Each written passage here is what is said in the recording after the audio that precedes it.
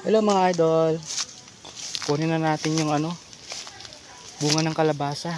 Baka maunahan pa tayo ng kapitbahay, mahirap na. Ito idol oh. Yun.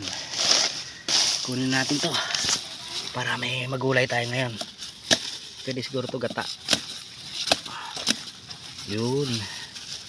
Salamat sa biyaya ng Panginoon.